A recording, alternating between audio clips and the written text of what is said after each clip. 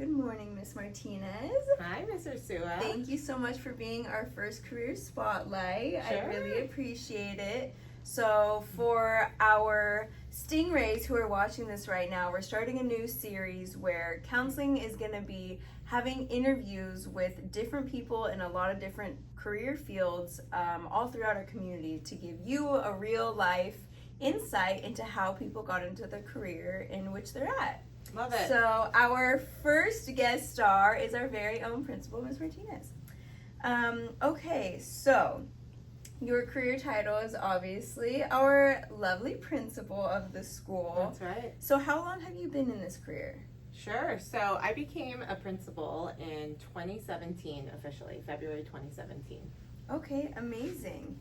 And where did you, obviously usually you don't start right as a principal. That's right. Where did you start before that in your education journey? Yeah, so I went to Cal State Northridge for my undergrad.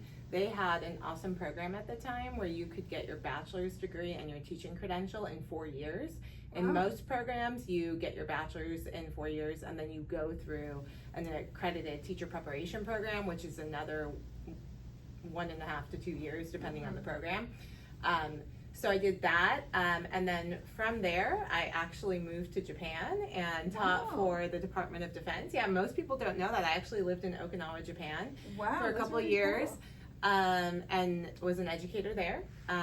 Then a couple years later, moved back to Oceanside.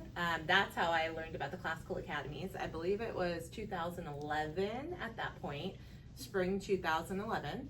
So believe it or not, most people don't know this and don't believe it because I have such a sarcastic personality, but I actually started as a second grade teacher. So I'm actually qualified to teach elementary through high school English, and then multiple subject for elementary and middle.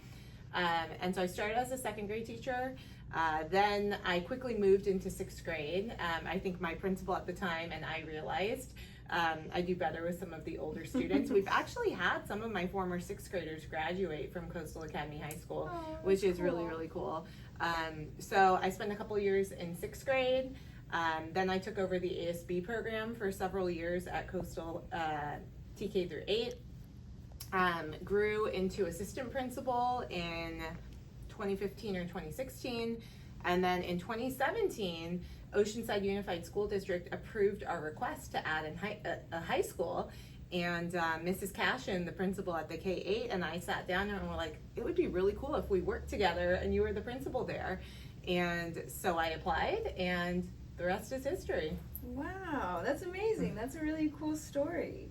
So I know that you kind of touched on where you got or when you went to school. So what degree exactly does your job involve, and what was your major? Sure. So for my undergrad, I majored in liberal studies with an emphasis in child development, and then my credential, I have a multiple subject credential, which allows me to teach exactly what it says, multiple subjects in an elementary and middle school setting.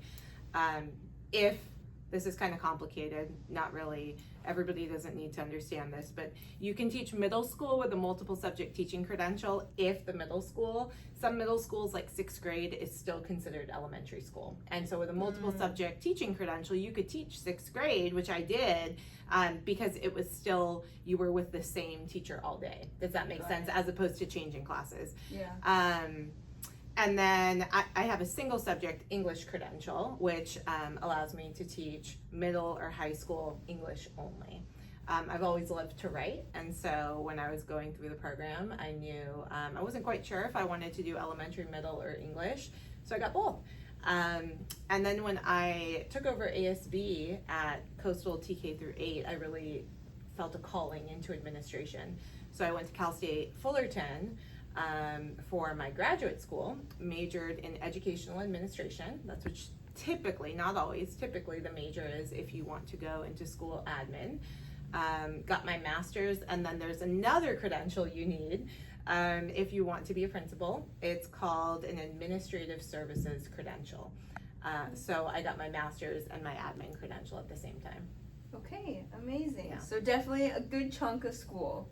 For sure. Yeah. Yeah. I would say in total, though, I'm pretty lucky. 6 years total for multiple credentials and multiple degrees, which is pretty quick, all things considered.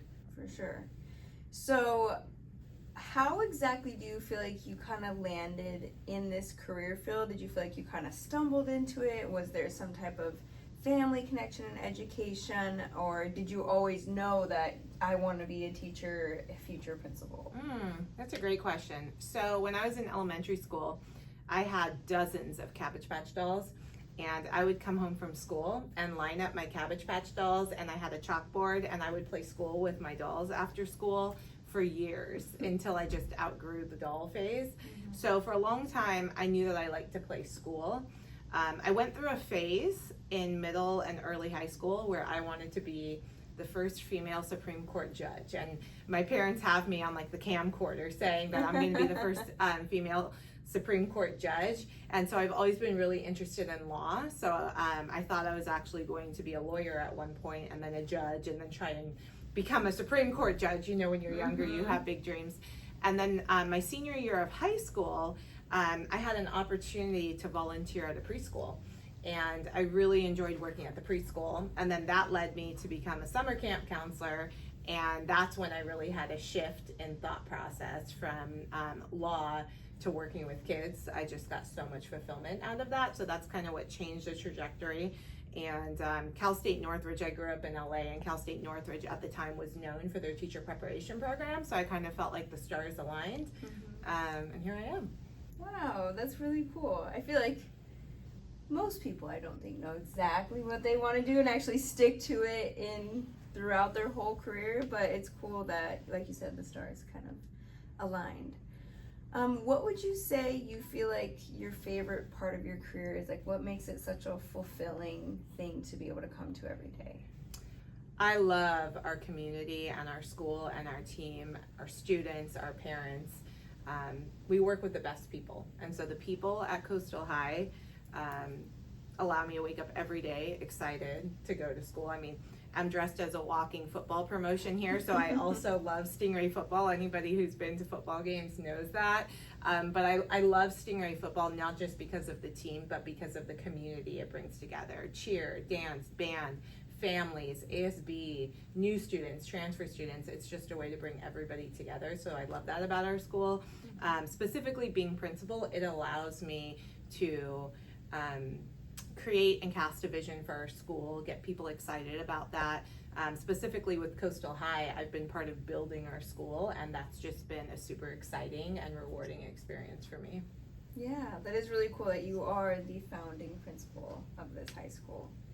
What advice do you think you would give any students who are thinking of pursuing the same career, or at least getting into the same education field? Yeah, if you're interested in education, you're in the best place, because there are so many professionals here who would love to talk to you about their job, let you volunteer in their class. We've had alumni who have went into education and then have come back to us from Mira Costa or Palomar or Cal State San Marcos to do their volunteer hours for their early primary education classes. So we'd love to have you come back. I've had some seniors shadow me to see what it's like as a principal to run a school. So I would definitely encourage you before you graduate to talk to some of the educators that are here, look into different options. If you're interested in education, Cal State San Marcos has a great program, but there are lots of other opportunities as well. And you know, since I graduated, the community college system has grown so much so that you can get free education, and that didn't exist when I was in school. So I would also encourage you to save money if that's something you're interested in, and pursue either Palomar, Mira Costa, or somewhere else, and take advantage of those opportunities. Amazing. So moral of the story is, if you want to get into education, make sure you are asking all the people here at the school that you're with every day. Totally. Is there anything else you wanted to add or say to the conversation? No, I think I would just say to students, you know, don't put pressure on yourself to have your entire life story figured out before you graduate. Sometimes at graduation, there's this pressure of answering, what are you going to do with your life? Most people don't know, and the ones who think they know, like Mr. Sua said, it usually changes when you're in college or you start experiencing and trying new things. But we will have a college and career fair coming up in early 2026. How are we already in 2025? So definitely take advantage of that opportunity to connect with some of our local professionals and colleges, because they can help start getting you thinking about what you might be interested in post high school. So really appreciate the opportunity to chat. Yes, thank you so much for being our first Spotlight career, and happy Friday, Stingrays. Happy Friday. Woo!